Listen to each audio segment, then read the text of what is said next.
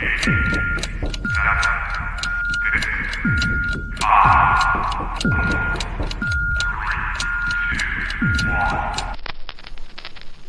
is the difference between being punk and being a punk? We are here to talk some punk rock, some music, comics. Punk culture, DIY shit, anything we want to talk about. That's what fascinates me. Give me everything. Absolutely everything. I find that music and comics have always been intertwined. Muckspout. Chicks dig it. Don't worry. Hello. Here we are again.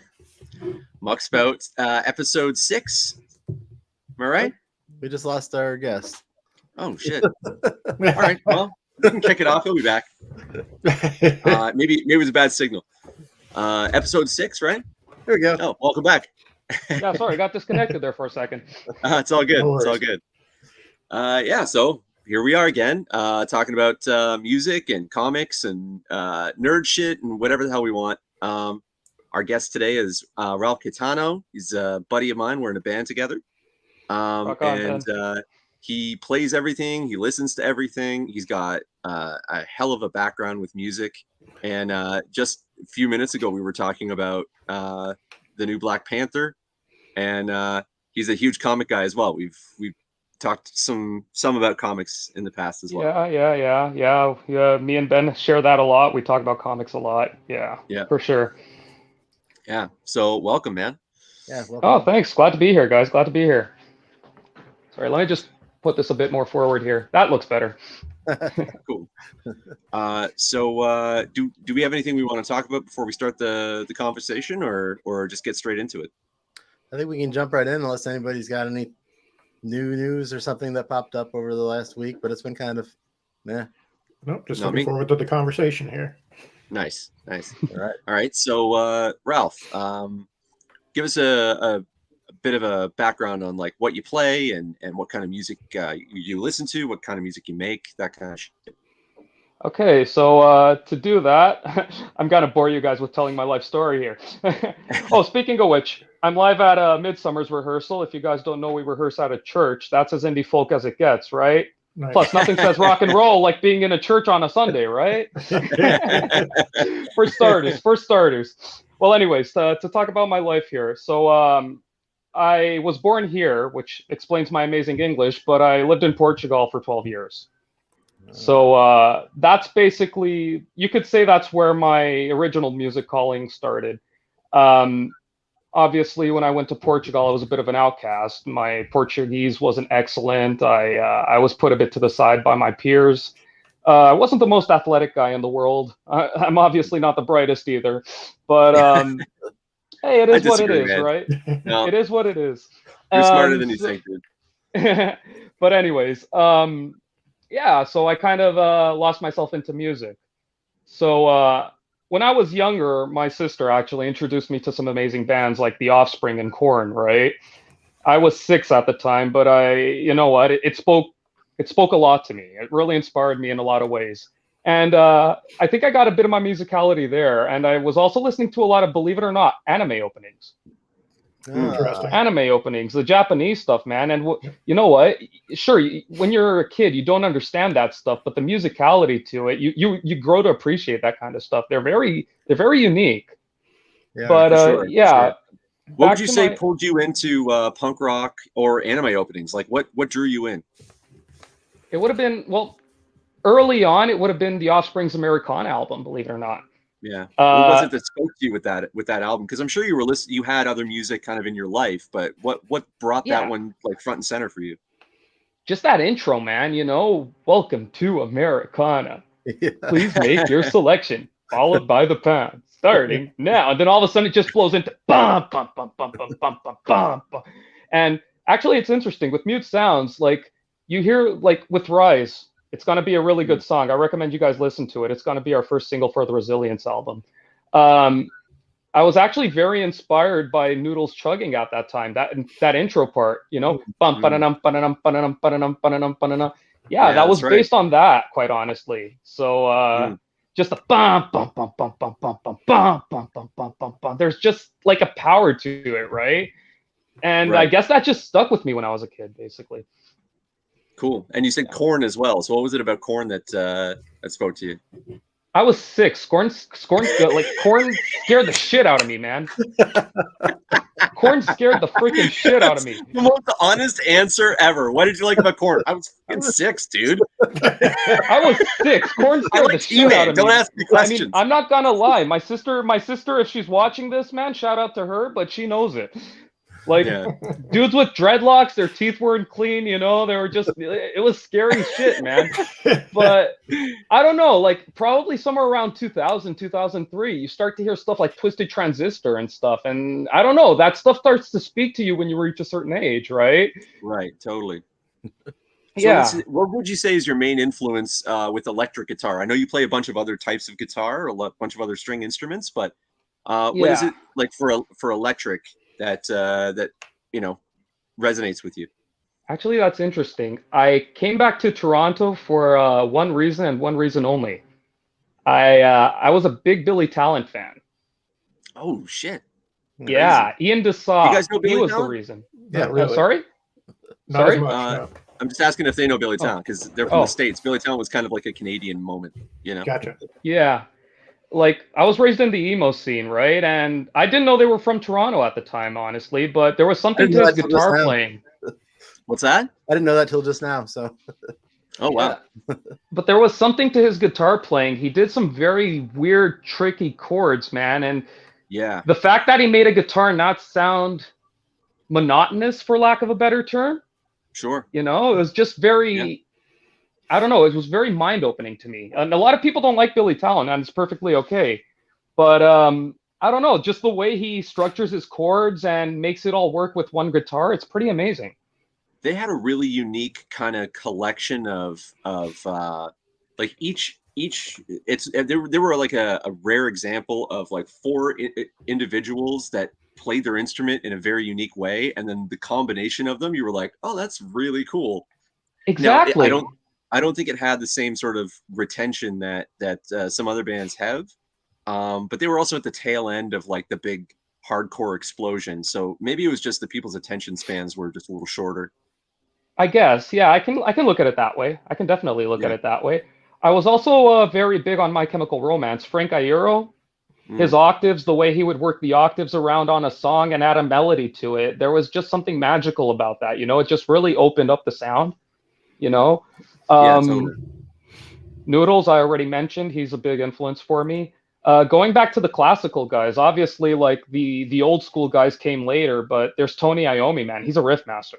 Oh God, yeah. He's a riff master. He can really do his thing. He can shred like no tomorrow, but the riffs are where the magic's at, in my opinion.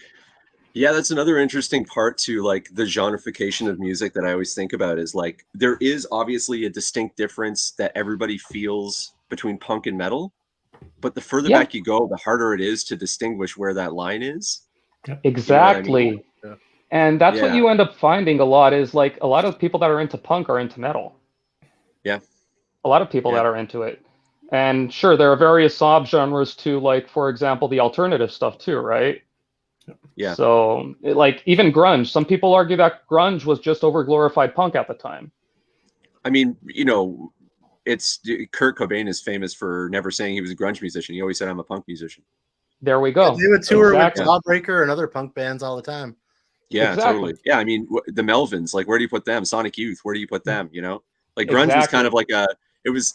I think I always think of it as like old people's way of going, that stuff over there. You know. Exactly. Exactly. More But on going- that, but I definitely agree with that. But I was just going to say, going back to talking about, you know, how there's not as much of a line sometimes on that older stuff, early Nirvana and even early Offspring, those unreleased albums that they came out with later, I find kind of bordered that metal punk threshold quite well. They kind of straddled both sides of that line. And like you said, I think a lot of it came from things getting overproduced towards the 90s and aughts, and they just started, you know, I think the stripped down sound that we had back in the day kind of just, you didn't necessarily know where you like stood on all that, but you just liked what you heard. So Yeah, exactly. definitely. Yeah, exactly. I always think of like you know, kind of going off of what we were talking about last week with like the difference between like punk attitude and punk music, there is a sort of attitude in the production room that makes it more punk, and it's more live off the floor. You're kind of comfortable with leaving the mistakes in, like that. You know, "Good Riddance" by Green Day. I always think of like the very beginning when he fucks it up a couple times. Dun dun dun. Fuck. Yeah. Exactly. Yeah. Exactly. Like that's the, you know, the comfort with like being like embarrassing yourself in front of people is kind of, you know, that's what the mosh pit is like. You're probably going to get clocked. You're probably going to hit the ground and you're going to be like, oh, Jesus Christ. And everybody knows it. Yep. But, you know, it's just about letting yourself get hit, you know? And that's how you know if you got a good crowd. Like I said last week, if you got somebody that picks you up right away and gets you up off that ground, you know you got a good pit to be in too. Yeah, so. totally. Oh, most definitely. Most definitely. Yeah. So what was your favorite show that you've been to, Ralph? Favorite show? We're talking nostalgia-wise, current? Maybe both. Maybe both. Believe it or not, me and my wife right now, we're watching Manifest. Okay. Yep. Okay. Yeah. It's I don't all think I know right, about you that know. one. Sorry? I don't think I know that one. It's about some guys like disappear in a plane for 5 years and then they just randomly appear out of the blue and they're just trying to investigate what's going on, right? Okay. It's an interesting show. It's a very interesting show. I definitely recommend it. Netflix actually brought it back fairly recently. Cool. It's all right, you know. Otherwise, I'm rewatching Ray Donovan finally. I had never I don't know seen what it that from is. the beginning. I've never seen it from the beginning, like beginning to end. I always just watched random episodes at the time. Right. I'm having a really good No, experience. sorry, I seeing, meant music shows, bro. oh, music shows. I'm sorry. Like live shows. Music shows. Yeah. Music shows. Quite honestly, I'm not watching anything right now. No, I mean like the last live performance. Oh, that you went live, and saw, live. like really stuck with Damn you. it. Yeah, like your You guys got to favorite- be your more favorite specific live here, show. man. What the hell? Sorry, dude. You guys got to Sorry, be dude. more specific. Okay, this Okay. this last Thursday, I went to go watch the Russian Circles. Yeah. How was Russian that? Circles. That was pretty good. Very unique. I was really blown away by their openers. Resin, Rezzn. Interesting. Cool. Yeah. Yeah, I'll look 'em up. What Similar kind of vibe. Similar vibe. They're not instrumental. It's more stoner based. Okay. Very clean vocals, working with some very grungy-esque guitar. I was there with Rui, actually, believe it or not. He compared it a lot to the Nirvana. front man of Mute Sounds. He's the kind of Yeah. the brains behind it. Our lead guitarist, the man behind the band. Yeah. He compared it a lot to Nirvana, actually. Cool. Very synth based though. There's a synth player. He pulls out a sax randomly throughout a bunch of songs, which I found very interesting, very unique. Oh, cool. Yeah, it was pretty cool. Obviously, Russian Circles was an experience, man. Russian Circles. Yeah, I had never been to like that kind of show where everything was exclusively instrumental. They didn't say a single word, man, but they said so much just with the instruments. Actually, I'm wearing the shirt right now that I got down there, signed by the three of them. Nice. That's actually Very pretty nice. cool. Oh, nice. Yeah.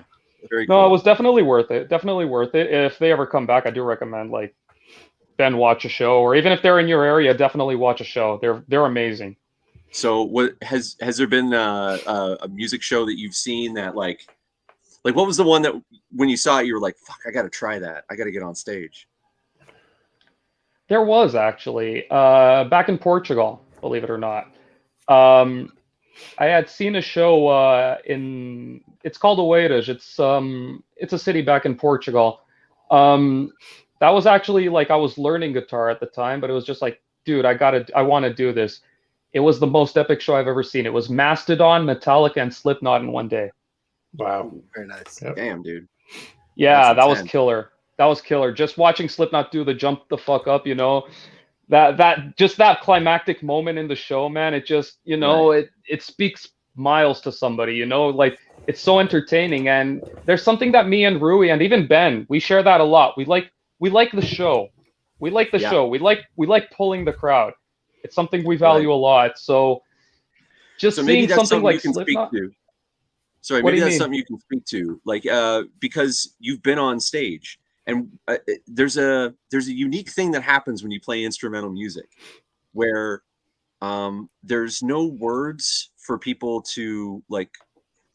Words kind of create the story of the song, so if you cut those out, it's kind of open to interpretation, and so you have to have something for people to watch.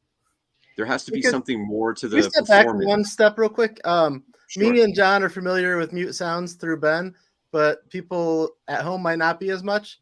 I don't know That's if you true. want to kind of talk about what that's about real quick, and then get more into the Of course. instrumental thing. Yeah, totally. Yeah. Do you So- want to give a brief, Ralph?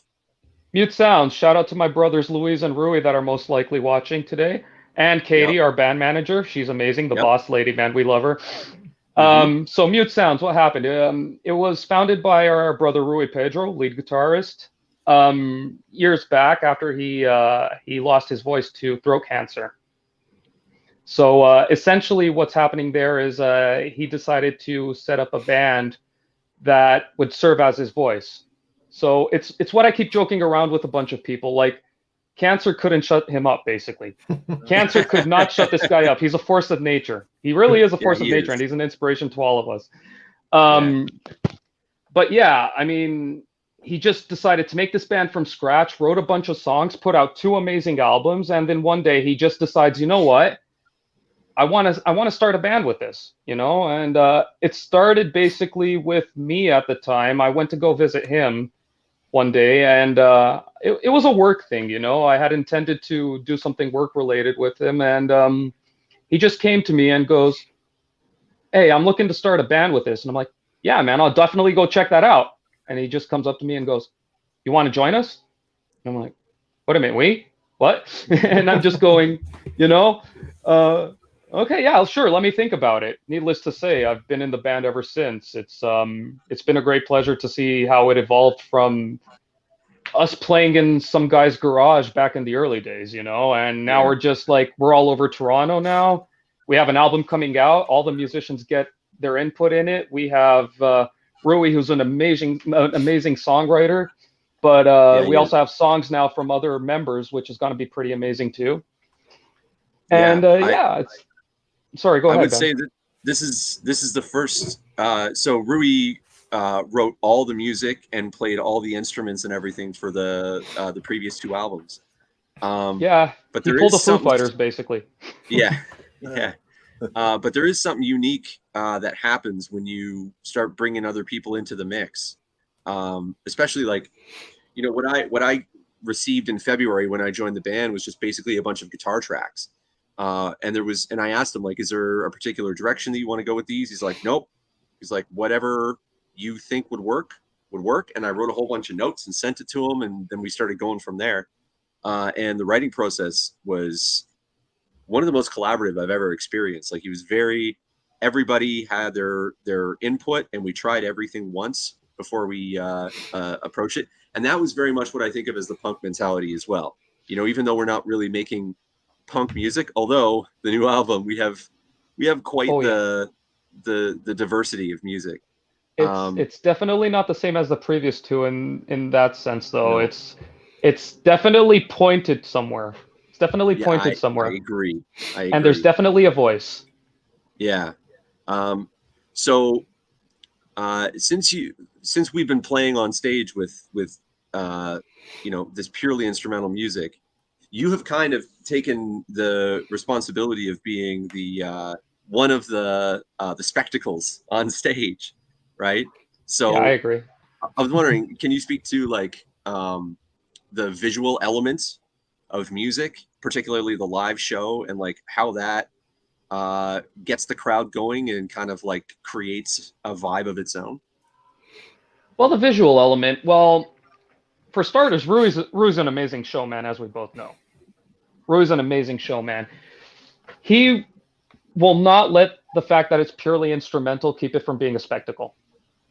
Yeah. He does everything, like from soloing to the middle of the crowd. You know, he's not afraid to go into he'll the middle literally of the crowd walk out in the middle of the crowd and solo in front of like the people who are dancing. Oh yeah, it's a blast. It's amazing, and people are into that kind of stuff. It's amazing. Yeah. From pulling people to like sing certain parts of like an instrumental song. We've had people sing certain parts of a song, you know. Specifically, I address the crowd a lot. I like to talk to the crowd a lot too. It's something. There's something magical about interacting with the crowd. I love hecklers, for example. I love hecklers. Hecklers will make my day. I will, like, after the show, go to somebody who was heckling the band, and I'll go, dude, I fucking love you. It's amazing. No, yeah, it's that kind of thing that shows that a show isn't rehearsed, you know? Mm-hmm. It's real, it's authentic. And there's that mindset to punk too, where people want to feel something real, basically. And that's what Mute Sounds gives. Every single show, there's something different. There's something that pulls a crowd, you know, and there's always something special. Even if it's just how the crowd interacts with us. Yeah. Yeah, there is sort of like a call and answer element to music that I think if you're not on stage, it's hard to experience. But like, we are as much beholden to the crowd as they are to us, you know. There is sort of a feedback that happens, and if like, I mean, as an example, the first Mute Sound show that I saw you guys at Lee's Palace, it was your very first show, and the very beginning started, like, the first song, the intro was a little rough, and yes, I've been there. I've been on that on the drum side when that happens, and it's really hard to rebuild. It's like climbing uphill with a pack on your back. Like, you really have to struggle to get to the next level. So Definitely. Because once the crowd thinks you suck, like, you have to really fight to get their trust again, you know? Definitely. What would you say is like the value of fucking up in front of a crowd of people? Well, I think the value of fucking up in front of a crowd of people, that's an interesting one that you put there, actually. That's a very good question. I think that kind of measures the band in a way. Because one of my first gigs with Rui, I actually wouldn't consider it Lee's Palace. We did a live stream at Lynx. Oh, cool. There were a bunch of it was Murphy's Law that day, man. I mean, Rui didn't like his amp. Bobby, the previous drummer, he did a few screw-ups that we had to try and mask, you know? But end of the day, that was the moment that I learned that we got to help each other. We got to help each other. We got to help each other mask any kind of mistakes, any kind of screw-ups, which is exactly what happened at Lee's Palace. We moved forward. We kept going. We kept trying to fix each other, you know? The thing about making a mistake, and a lot of people don't value that, but the mistake happens. But how you come back from it, it's fucking amazing how that can make a hell of a difference. Yeah. It really is. It really is. That day, we just kept going. We just kept going. We knew we had a show to make, you know. I do another example, the Painted Lady.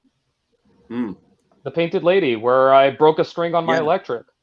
That's right. And that was an awkward stage, too, because the drum kit's in a box. And yeah, I couldn't really Ben had see no anybody idea or what hear was anybody going properly. on, right? He was just in the back. So I break a string, middle of the song, and Rui, Ben, and Louise know me already. If I break a string, and if it doesn't compensate to switch guitars, I'm going to keep playing.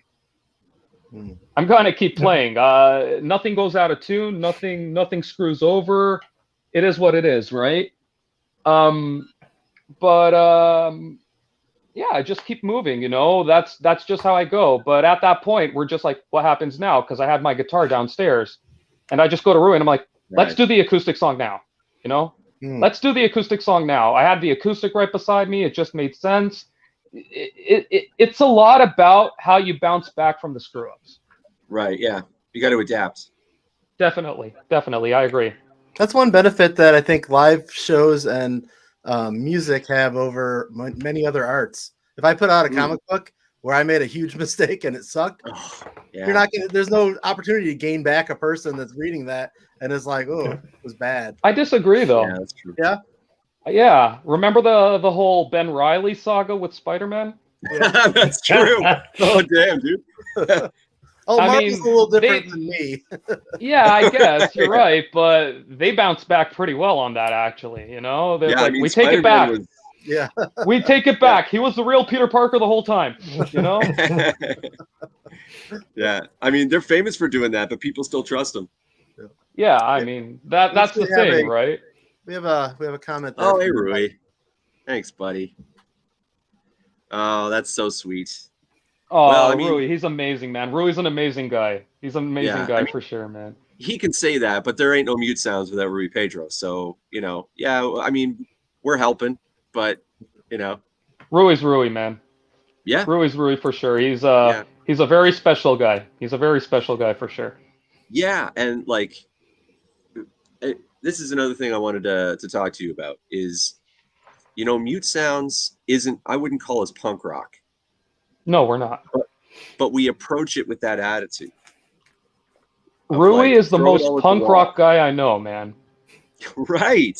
Yeah. Rui is the most punk rock guy I know. I got to be honest with you here. He comes out with this attitude where if somebody goes to him and says, you can't do it, he says, well, fuck it, I'll do it anyways. Yeah. That is very true. He can't sing, so fuck it, I'll do a band, that'll be my voice, I break a string. Fuck it, we'll just move forward to a song where we can play next, or he has a lot of this fuck it attitude, and it's very contagious, It's very contagious in that sense. No, a lot of people will say fuck cancer, but like he took it to another level, it seems. Right. Oh, definitely. Yeah. Definitely.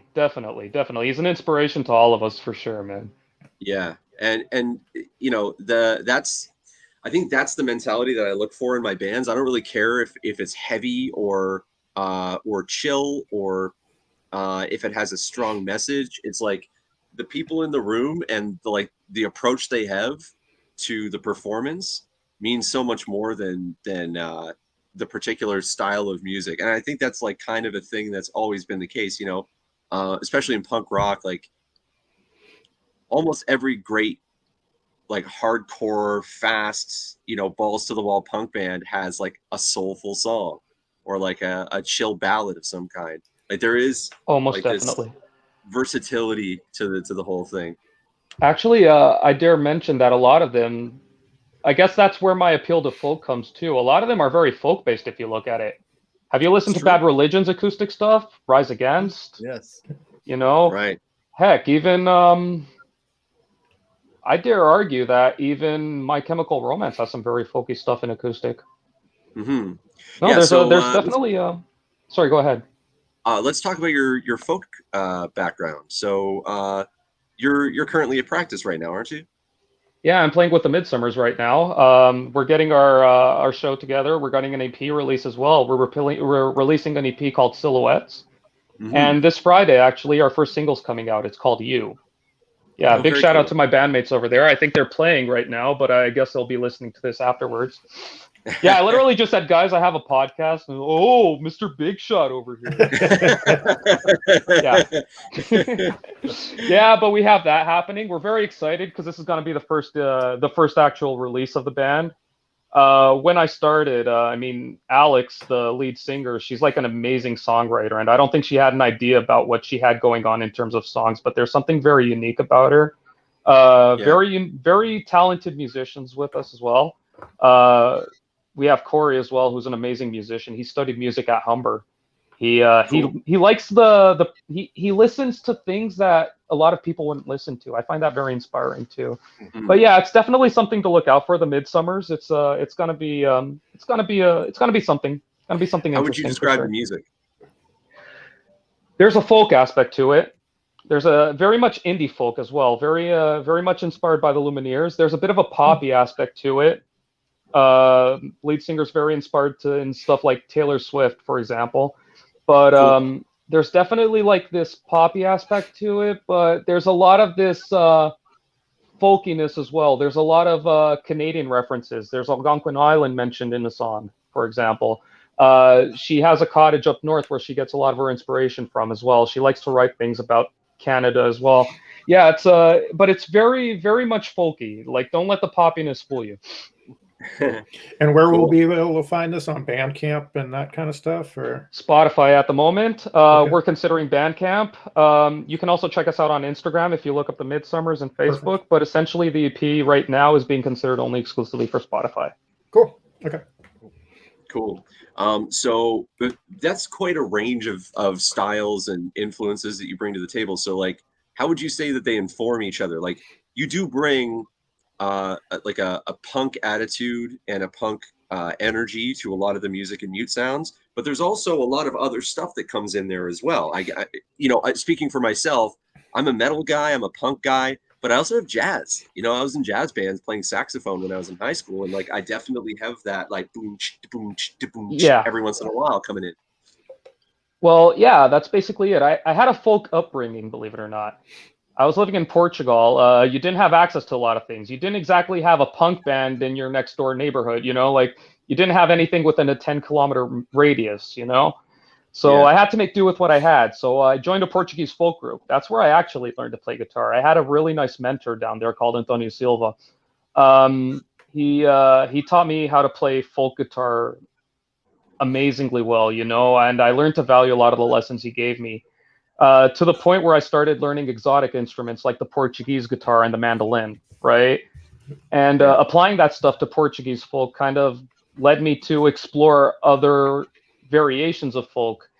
I started listening to things like Bob Dylan, Woody Guthrie. Woody Guthrie, to me, believe it or not, he's the first punk, in my opinion. Oh God, yeah.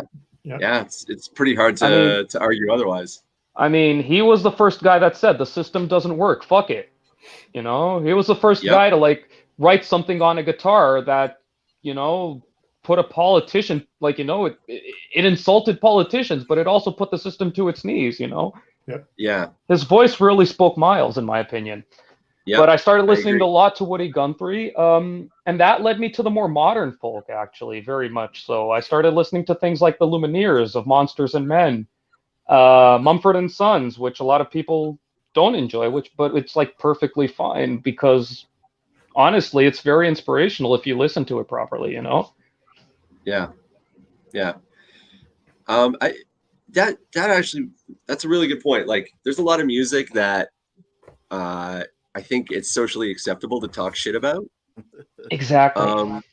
And there's some stuff that's sacred too that you can't really like. I'm just gonna put it out there. I don't really listen to the Beatles. I like their shit when I hear it, but they're not a band that I was like, I have to listen to all their stuff. When I listened to them, I always felt like so much stuff had come after the Beatles that had kind of emulated them that I felt like I'd heard them already, I agree. Beatles feels like proto everything sometimes. That's just my opinion. It feels like proto everything. It's okay. Sure. Like, for example, I argue that a lot of my folk upbringing, a lot of it went through, for example, Blackbird. Yeah. A lot of it went through like listening to stuff like the Rolling Stones acoustic stuff, and you got to listen to that stuff to understand where people come from sometimes. Yeah, but, so that's where I was going with this. I was curious if you could like maybe we could have a conversation about listening to stuff that you've been told isn't good, and maybe even stuff that at first glance you don't enjoy, just to see what people are interested in, like what the value is. Like I try to do this with Nickelback. Every time I hear that Nickelback has a new album out, I'll give a couple songs to listen just to be like, okay, it's like eating McDonald's. It's like maybe the new McRib is good. Oh boy. Well, we had a talk yesterday. We talked about U2. Yeah, we did. We did talk about U2. Yeah. Everybody hates U2, right? I mean, Songs of Innocence, holy hell, that was the worst album. I mean, I'm sorry, but that was a mess, man. But what if I told you that there's a punk mentality to U2? Sell me on it. Sunday Bloody Sunday. Yeah, some of the old stuff was for sure had that punk mentality, and they just, like a lot of bands, they started out in an interesting head spot and then ended up just cramming all their stuff onto our iPods. There we go. Where the Streets Have No Name has, like, in my opinion, is just about living in a city, man. I mean, it's just super like inspirational to me, Yeah. There's stuff like this one's a bit fairly recent, and it's probably not the best example, but The Saints Are Coming that they did with Green Day. I haven't heard that one. It's about it was a song they did for the New Orleans hurricane relief. Okay. it's a really nice song to listen to. Obviously, they did it with Green Day, right? But it just shows that they have something to say, you know? Yeah. And a lot of the punk mentality, and a lot of people like, I argue that punk isn't a sound; it's more of a mindset. Yeah. That's It's more of a what mindset. Yeah, it's kind of And what we're talking about here. exactly. And that's where I'm going with this. You have something to say, and if it's not getting out properly, you're gonna have to scream it out. That's what punk is, in my opinion. You Fair know, enough. it's like, regardless if it's like someone saying cancer can't stop me, or regardless if somebody's saying the system's screwing me over, you know. Yeah. But the mentality is, if someone's not listening, I'll scream it out. Yeah, that's true. So with that in mind, what would you say is the band that you would consider the kind of the definition of the punk mentality you're describing? I'm pretty sure there's an older band to use as an example right now, but Rise Against. Okay. Yeah. So what in particular is it that Or even speaks to you? Rage Against the Machine, because Rage Against the Machine goes very much hand in hand with Rise Against. But let me use Rise Against because I'm a big fan of theirs. Yeah. Rise Against. They have a bunch of political messages. Sure, a lot of them can be very one-sided at times, but there are moments, like for example, the song "Make It Stop." I don't know if anyone's familiar with that one, where Not fully. it's a song about bullying, but it's very much pointed to alternative sexuality and people being bullied due to their sexuality. Mm-hmm. You know, and it was something that left a lot of people on the fence at the time. This was like 10 years ago, mind you. You know, gender fluidity wasn't probably, if it was very, very recent, you know? Yeah. And hearing stuff like "Make It Stop," you know, a lot of people like were wondering what the hell's going on here, right? But they were addressing something that nobody had addressed before, you know? That's Where true. sexuality can be like, sexuality is a very personal thing. It's my opinion, right? I'm not somebody to talk about that kind of stuff, but them addressing that was one of the most beautiful things I've ever seen, and they actually showed that they had something to say at that point, which I found very interesting. A lot of the early Nirvana, like, the music wasn't about that, but I know for a fact that Kurt Cobain at the time was very much supportive of that movement too. Yeah. There was a lot of Nirvana in particular. I think something that I've always tried to kind of understand the equation that made Nirvana great, and not just famous. They were actually great. And I think it was that they were speaking to teenagers about what it was like to be, to not see yourself reflected in the culture that surrounds you, and how to like be yourself in spite of it, you know? Kurt And that's Cobain something that is we all needed to actually, hear. Yeah. yeah, Kurt Cobain's actually an idol of mine because of that, because Yeah. he was the I first think he's person up that there with David brought. Bowie. Oh, definitely, definitely. Yeah. It's not about, and a lot of people fail to recognize this, it's not about his quality as a guitarist. It's about what he represented, you know? Mm-hmm. It's about what he represented. And he was probably the first person to bring inclusivity into punk rock, in my opinion. Really? You know? Okay.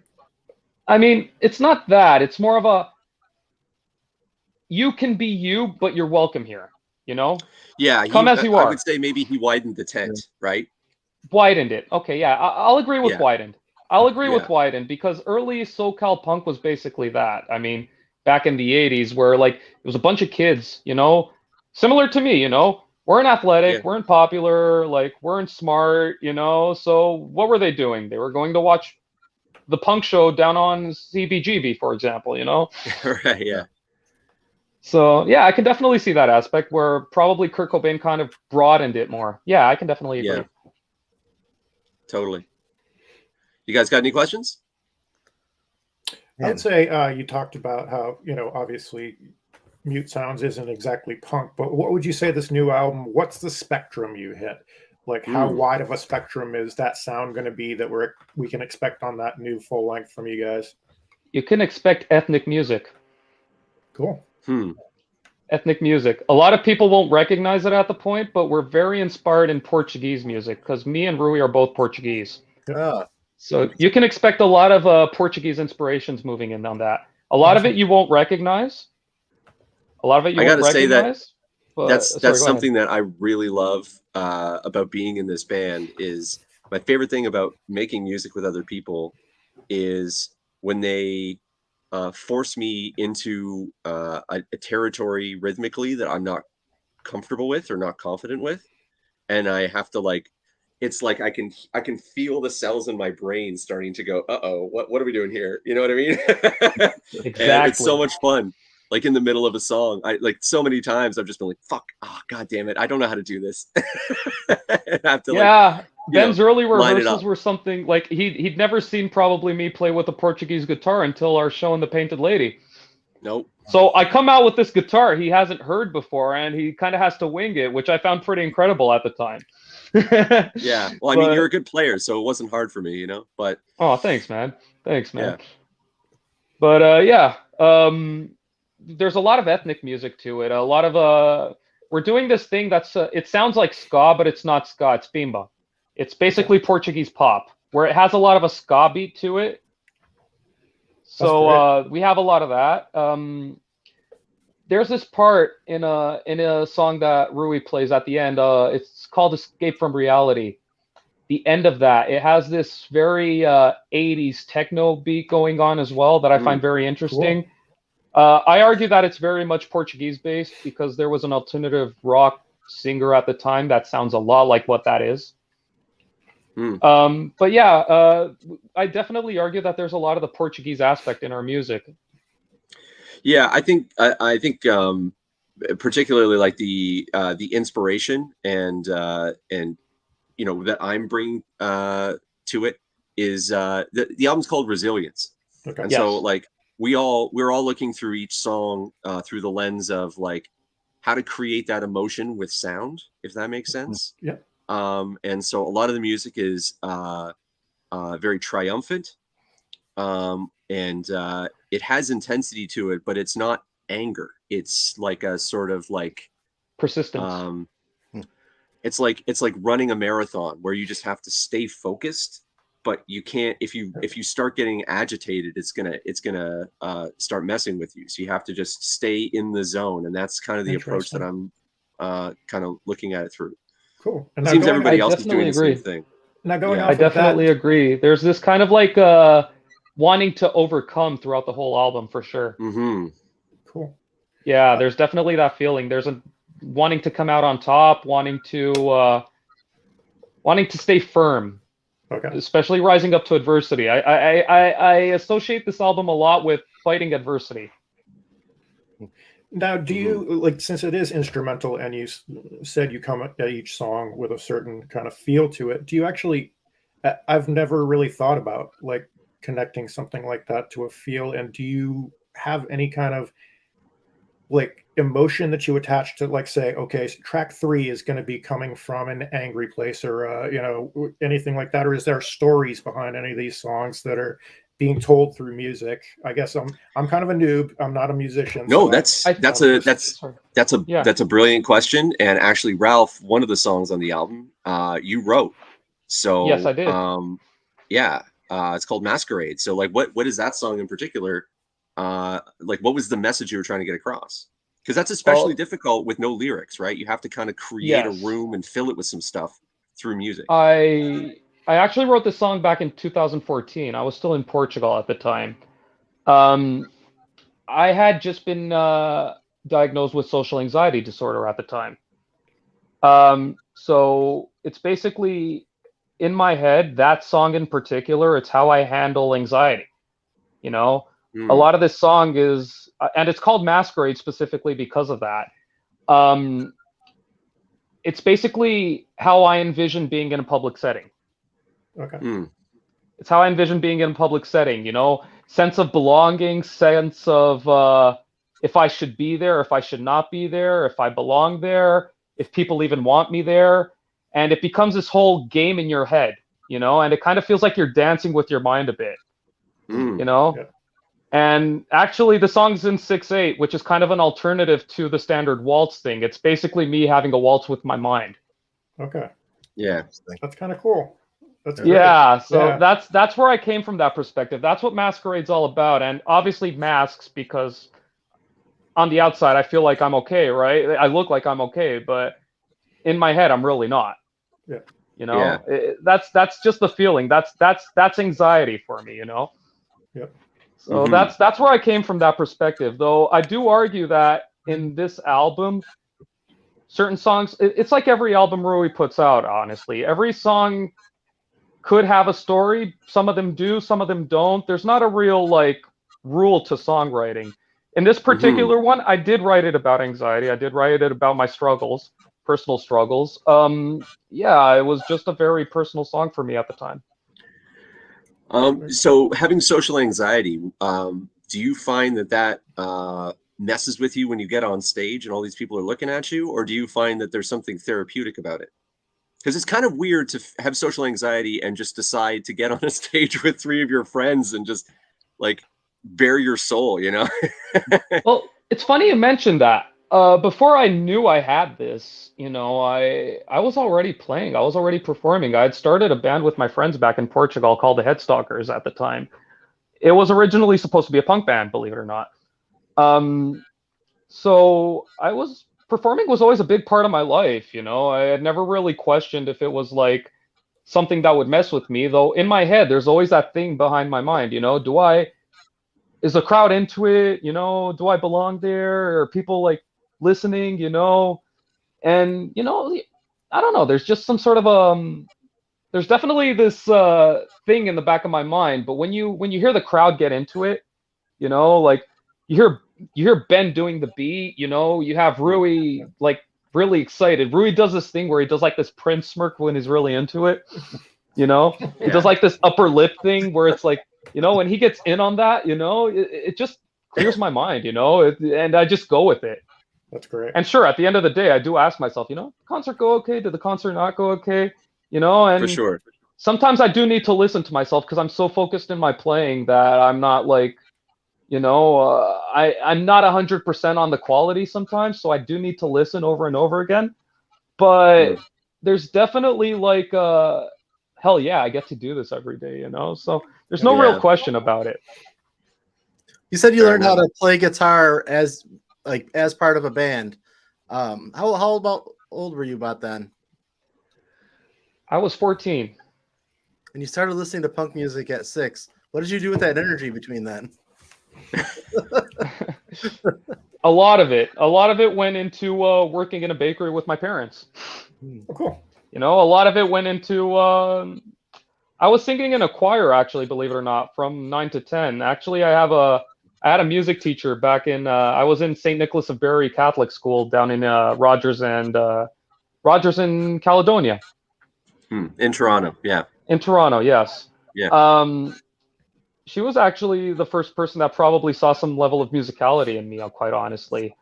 She invited me to join the junior choir at the time, and I became like the main singer there. And she always kind of like came in with some Elvis or even the Beatles, you know, and she really came with a unique perspective on music. She came with some Bob Dylan every once in a while, and I didn't know it at the time. When I would grow up, I would come to see these songs hit me in the face, and I'd be like, oh, so that's what that's about, you know? Right. So during that time, yeah, I was definitely there was definitely some singing. There was definitely some growing up. You know, I had to move to Portugal when I was 12. During then, since then I was basically like, my parents opened a bakery. I was helping them out, working, and that was basically my life until the guitar came into it.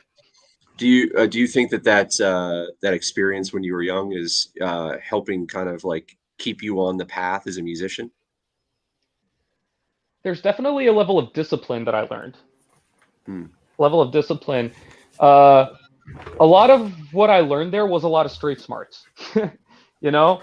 Yeah. A lot of be true to yourself. My dad, unfortunately, he's deceased, but he always taught me that a hardworking man is an honest man. You know, and to always be true to your principles. And I feel like I'm being true to myself and being in this band. Now I know this, and you know, feel free to stop me here, but I know that when Rui came to you to play guitar in Mute Sounds, you had taken a break from music, and that was partly connected to the passing of your father. So I was curious if you wanted to talk about how music can be healing, and how you've been able to kind of use it as a means of working through emotions as well. Because I know that's what we all did when we were kids, right? That's why we got into music. Yeah, there's definitely a healing thing. I call the phase of me figuring out if I wanted to join Mute Sounds, I call it soul searching a bit. I went through a bit of a soul searching phase where I was playing guitar and I was just listening to myself and how I felt about it. You know, at the time, besides like the fact that I had lost my father, there was this huge feeling of me not being good enough to be in a band sometimes. There was a lot of me second guessing myself. There was a lot of me second guessing my quality as a musician. I think everybody kind of goes through that phase once in a lifetime, you know? For sure. But there's definitely this aspect of me looking for myself and trying to find myself. And honestly, Rui wrote the song Finding Myself at the time, you know? And when we started playing that song is where I kind of felt everything click, and it just made sense that I was meant to be there, you know? It was just that first time that we played that song, that was where the soul searching phase kind of ended to me, you know? And it was just like, it makes sense. It makes sense that I'm here. It makes sense that we're doing this now, you know? And there's definitely something magical about that song. I'll always consider that song a very big song of ours. Yeah, yeah. I felt the same when I started playing drums myself, actually, because, you know, I played drums. I was always fascinated by drums, as like even from an early age. My mom tells me, I don't even remember doing this, but she said even when I was like 1 year old, I would take the pots and pans and the wooden spoons, and I would start, like, I'd put them down on the kitchen floor and tap away at them. Yeah, it's always been a part of me. But, you know, I didn't play drums until I was 27. And it was like I had listened to and practiced and studied the drums for years and years and never got a chance to actually play them. And then I sat down behind a drum kit and I really felt like I was home, you know? It felt like a place I'd been looking for a long time. And, you know, it was that I had like figured out the way that I wanted to express things, you know? So musically, what are you hoping to express through the music you make? Interesting you mentioned that. I asked you a question like that a few weeks ago. So that's what, is that payback then? Yeah, payback's a bitch, dude. With the music I make, you know what? It's like I say, Kurt Cobain's a big idol of mine. I just want the next person to listen to feel like they're accepted. They're a part of something, you know? Much like I feel like I'm a part of something bigger than myself with Mute Sounds, or much like I feel like I'm doing something great with the Midsummers, you know? I want a kid to feel accepted with the music I make. I don't want them to see like, oh, you know, this song's about this person having lost his father, or this person's about this person like handling their mental illness, you know? You don't want to as an artist, you don't want to have that label. Like a lot of people ask Dave Grohl a lot of times if a song's about losing Kurt Cobain. Yeah. You know? It's true. And quite honestly, I think he kind of outgrew that, you know? It's like, guys, just let it go. Definitely. This song's just about this, you know? Right. And I don't like those kind of labels. I just want to let the next person know that regardless of whatever they are, man, my music has a place for them. Yeah. Very cool. Yeah. Any other questions from you guys? I think this was a good hour. Yeah, I think that was about I it. agree. And when is the album coming out? The Mute Sounds? Oh yeah. We have an album release on December 7th. Okay. You're gonna listen to some amazing songs. Rise is the first song that we ever wrote together as a group. That song has been with us for a while. That'll be coming out very soon. We just heard some of the backbone of it, and we're really excited about what's about to come with that. Yeah, I would say that this album is truly a four-piece in terms of the previous Mute Sounds albums had different instruments, but now it's four minds coming together. Most and definitely. and it has that feeling, it has that presence to it. I'm really, really excited for people to hear it. And we get to play with the Rumble Sons and Howling Gales, who are two amazing both bands. awesome. They're just awesome. Yeah, They're amazing guys. Rumble Sons are from Ireland, but they've chosen Toronto as their home base, and they make just awesome, Irish UK style rock and roll. And they got just a wicked energy on stage. They remind me of like what it would be like to see a show in the 90s, when I was a little kid. And then the other band, Howling Gales, I wouldn't even know how to describe like their genre. They're kind of all over the place. Yeah, they don't have a specific setting, do they? No, they don't. They cover kind of everything, and even their original music is really unique. It's really in its own kind of universe, but definitely got a lot of folk elements to it. Definitely. Very cool. Cool. Very, We'll have very to cool look them up too. And yeah. Very excited to hear the new album from you guys. Yeah. Oh, thank you. Awesome. Okay. Well, thanks for joining us, man. This has been great. Yeah. Oh man, I'm glad to be here. Thanks for having me. Yeah, thanks for coming on. Okay, yeah. Okay, guys. Either of you guys got anything? Not really. No, I mean, you know what? He told you guys everything I've been doing. So. Yeah. I didn't say the dirty stuff though. Have me back. I'll tell all of Ben's dirty stuff. Keep that stuff. on the DL, dude. No. We're gonna keep this real. Have me back next time. I'm talking about Ben's dark side here. Next time on Muckspout After Dark, we'll be talking about. Well, anyways, guys, I we do have our first single with the Midsummers coming out this Friday. Keep an eye out for that. Definitely. We also have a EP release show coming out on December 9th. It's going to be in our rehearsal space, the famous church. There's definitely going to be an announcement coming out shortly for that. So keep on a lookout for that, okay? Absolutely. Awesome. Okay. Thanks, man. Thanks. Have a good one, guys. You too. Thanks for having me. Bye. Thank you. Peace, man. All right. That was great. Yeah, Ralf was a great guy. He's good people, man. I could tell. I just want to mention that Blister is now available on Amazon. Woo! Finally got that book all shipped to its backers, and it's out in the world. So you won. You're famous. And I won a T-shirt from. Yeah. Oh yeah. One of the last raffles. So I was super excited to get a T-shirt. Raffled two things. One was a hat, and one was a T-shirt. And nice T-shirt. I feel like there might have been a little nepotism, but I'm just kidding. Nope. No, I was super stoked to get that.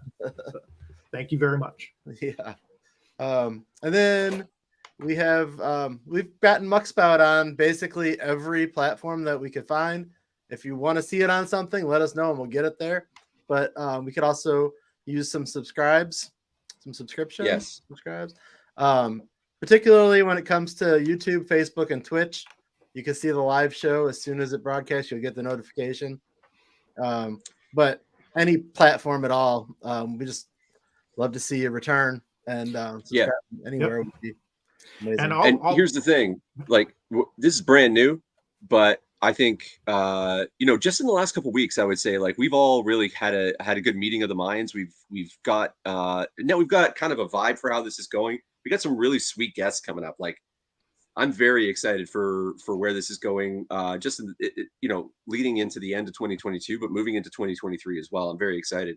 So like, if you're watching this and you like punk music, what I would say is you got to support the local shit that's happening if you want to bring some awareness to this. Yep. And like clicking a button is like the easiest shit you can do.